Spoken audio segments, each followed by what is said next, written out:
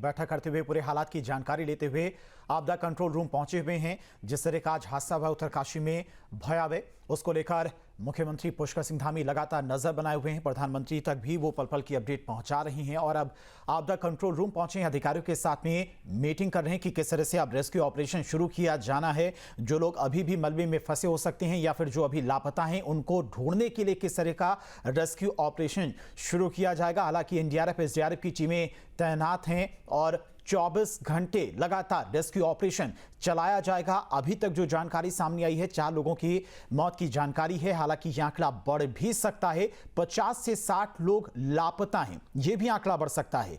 एक अनुमान के मुताबिक बताया जा रहा है कि 50 से 60 लोग लापता हैं, लेकिन यह आंकड़ा बढ़ सकता है। उधर मुख्यमंत्री पुष्कर सिंह धामी भी लगातार रेस्क्यू ऑपरेशन और हर हालात पर नजर बनाए हुए हैं। खुद देहरादून आपदा कंट्रोल रूम पहुंचे हुए हैं, क्योंकि कल ही आपदा कंट्रोल रूम का उन्होंने निरीक्षण किया था और आपदा प्रबंधन विभाग की एक बैठक की थी, जिसमें उन्होंने कहा था कि अगर कहीं पर भी कोई आपदा आती है या फिर कोई त्रासदी आती है तो उसमें रिस्पांस टाइम कम होना चाहिए। और कल ही ये बैठक हुई थी। उसके बाद आज ही देखिए उत्तरकाशी में इतना बड़ा हादसा हो गया, इतनी भयावह तबाही आई है, जिसके बाद अब मुख्यमंत्री पुष्कर सिंह धामी स्वयं आपदा कंट्रोल रूम पहुंचे हुए हैं, अधिकारियों के साथ में मीटिंग कर रहे हैं।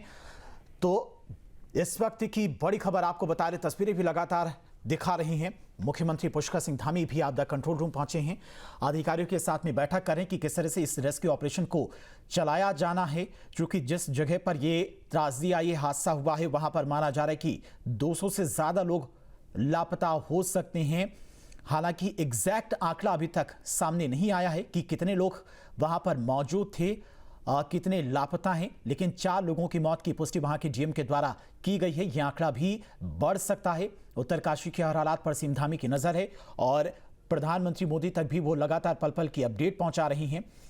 तो अधिकारियों के साथ में मीटिंग करने के लिए पहुंचे हुए हैं। सभी विभागों के अधिकारी मौजूद हैं, एनडीआरएफ एसडीआरएफ के अधिकारी भी मौजूद हैं। एनडीआरएफ एसडीआरएफ के अलावा सेना के जवानों को भी रेस्क्यू ऑपरेशन में लगाया जाएगा।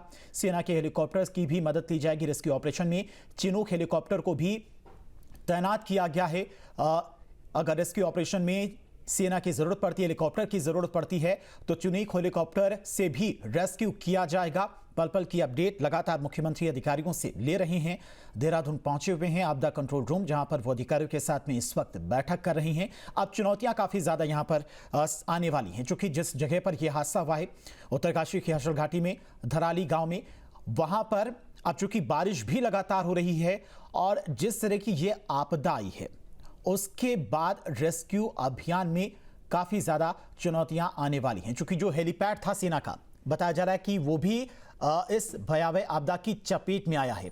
तो यानी कि हेलीपैड को भी नुकसान पहुंचा है, तो वहां पर हेलीकॉप्टर भी लैंड नहीं कर पाएगा। ऐसे में अब सेना की भूमिका काफी ज्यादा अहम हो जाती है। किन परिस्थितियों में कैसे सेना के जवान रेस्क्यू ऑपरेशन में अपनी भूमिका निभाते हैं, किस तरह से रेस्क्यू ऑपरेशन को अंजाम देते हैं। तो ये तस्वीरें आप देखिए, मुख्यमंत्री पुष्कर सिंह धामी आपदा कंट्रोल रूम पहुंचे हुए हैं, अधिकारियों के साथ में पल पल की अपडेट ले रहे हैं, बातचीत कर रहे हैं कि किस तरह से अब रेस्क्यू ऑपरेशन शुरू किया जाना है। जो लोग अभी भी लापता हैं या फिर मलबे में दबे हो सकते हैं, उन्हें बाहर जल्द से जल्द कैसे निकाला जाए, क्योंकि जैसे जैसे समय बीतता जाएगा लोगों के बचने की संभावनाएं भी कम होती जाएंगी। अगर लोग मलबे में दबे होंगे तो जितनी जल्द हो सके उन्हें निकाला जा सके, मलबे से बाहर निकाला जा सके, इस पर सबसे पहला कदम होगा कि जल्द से जल्द जो लोग मलबे के नीचे दबे हो सकते हैं उन्हें बाहर निकाला जाए। क्योंकि जितना डिले होगा रेस्क्यू ऑपरेशन में, उतना ही मरने वालों का आंकड़ा बढ़ सकता है, मरने वालों की संख्या बढ़ सकती है। बताया जा रहा है कि जहां पर यह हादसा हुआ उत्तरकाशी का धराली गांव, वहां पर चूंकि कल्प केदार मंदिर भी है और 4 धाम यात्रा भी चल रही, तो जो लोग केदारनाथ धाम नहीं पहुंच पाते हैं वो कल्प केदार मंदिर भी पहुंचते हैं। और चूंकि आज बताया जा रहा है कि वहां पर मेला भी लगा हुआ था, और चूंकि गंगोत्री और जमुनोत्री के रास्ते में ये उत्तरकाशी का धराली गांव पड़ता है, तो टूरिस्ट प्लेस भी है, लोग यहां पर ठहरते भी हैं।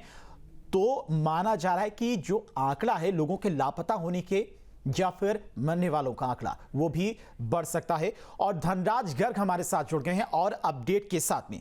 धनराज, फिलहाल अभी कुछ क्या हालात हैं, क्या कुछ अपडेट है रेस्क्यू ऑपरेशन को लेकर? मुख्यमंत्री भी चूंकि आपदा कंट्रोल रूम पहुंच चुके हैं, अधिकारियों के साथ में बैठक करें, कब तक रेस्क्यू ऑपरेशन शुरू किया जा सकता है? देखिए, जिस तरीके से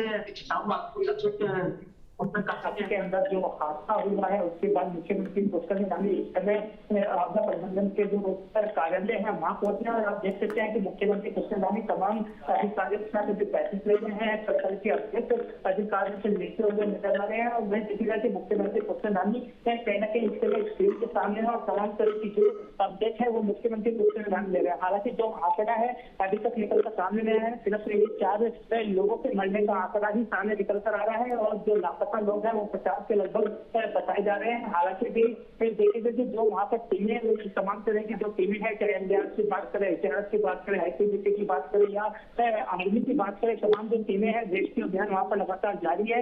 और अभी तक तो देखा जाए तो जो संपर्क है वो भी कहने से वहां टूटता हुआ नजर आ रहा है, क्योंकि अभी वहां से कोई भी संपर्क नहीं हो पा रहा है। और तमाम जो अधिकारी है इस समय आपदा प्रबंधन जो केंद्र है उसमें मौजूद है और तमाम तरह की जो अपडेट है वहां से लेने की कोशिश करते हुए नजर आ रहे हैं। लेकिन नहीं देखिएगा कि जिस तरीके से अभी कुछ समय बाद कहने का वहां से जो अपडेट आएगी वो हम आपको जरूर बताएंगे। लेकिन अभी मुख्यमंत्री पुष्कर सिंह धामी पहुंचे हैं और पहुंचकर जो कहने का अधिकारियों से जानकारी हासिल कर रहे हैं।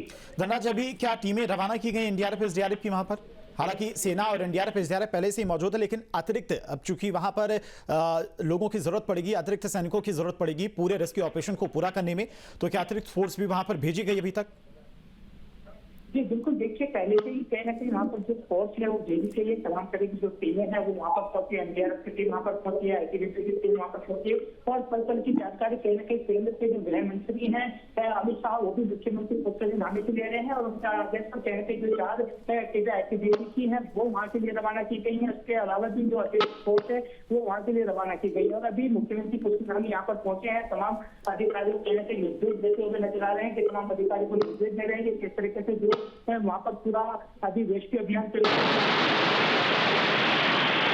लोग हैं उनको किस तरीके से बचाया जा सकता है। जी ठीक है धनराज, आप बने रहिए, आएंगे आपके पास। तो मुख्यमंत्री पुष्कर सिंह धामी अधिकारियों के साथ में बैठक कर रहे हैं। रेस्क्यू ऑपरेशन जल्द से जल्द शुरू किया जाएगा। चूंकि अब पहले से ही वहां पर सेना की टीमें मौजूद है, एनडीआरएफ एसडीआरएफ की टीमें भी मौजूद है, लेकिन अब बड़े स्तर पर चूंकि रेस्क्यू ऑपरेशन चलाना पड़ेगा, बड़ी त्रासदी है, बड़ी आपदा है, इसी वजह से अब पूरी प्लानिंग के तहत ये रेस्क्यू ऑपरेशन शुरू किया जाएगा। चूंकि ये बताया जा रहा है कि वहां पर अब चूंकि संपर्क भी नहीं हो पा रहा है, नेटवर्क भी नहीं आ पा रही हैं इस त्रासदी के आने के बाद, तो उसको लेकर प्लानिंग भी बनाई जा रही है।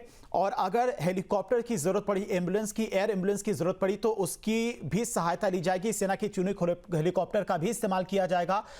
जल्द से जल्द लोगों को मलबे से बाहर निकाला जाए, ये पहली प्राथमिकता है रेस्क्यू टीम की, ताकि जितने से ज्यादा लोग बचाया जा सके उन्हें बचाया जा सके।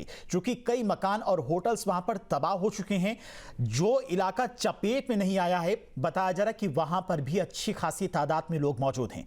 तो सबसे पहला काम वहां पर अभी जो लोग बचे हुए हैं उन्हें जल्द से जल्द सुरक्षित जगह पर पहुंचाया जाए, उन्हें निकाला जाए।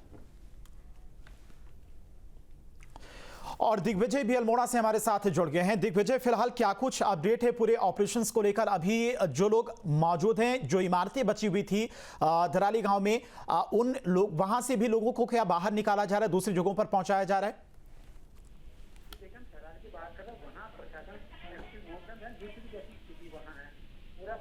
मौके पर मौजूद है, तमाम वहाँ कोशिश की जा रही है। सभी कोशिश एरिया लगातार अंधेरा बढ़ रहा है, रात गहरा रही है, तो वहाँ लोगों को निकालने में दिक्कत होगी।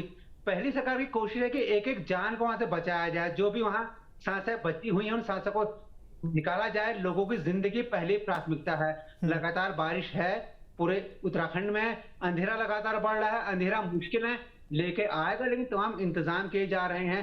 पास का जो हेलीपैड था वहां भी बारिश के कारण वो भी तबाह हो गया। मुश्किलें बहुत ज्यादा हैं, क्योंकि प्रकृति से लड़ना एक बहुत बड़ी स्थिति होती है। उसको लेकर पूरा प्रशासनिक अमला मौके पे तैनात है। पीएम लगातार पीएम से संपर्क में है, केंद्रीय गृह मंत्री लगातार संपर्क साधे हैं, रक्षा मंत्री तक संपर्क साधे हैं। मान के चलिए ये आपदा कितनी भयावह है, क्योंकि पूरा केंद्रीय मंत्री खुद देश के प्रधानमंत्री तक इस मामले को लेकर सजग हैं। और यहाँ के मुख्यमंत्री जो हम बात कहें पुष्कर सिंह धामी, वो लोग वो अलर्ट है, तो समझ सकते हैं कि स्थिति कितनी कठिन वहां अभी है उत्तरकाशी में। और बात अल्मोड़ा की जिले की करें, यहाँ भी लगातार बारिश का दौर जारी है। प्रशासन अलग मोड पे है।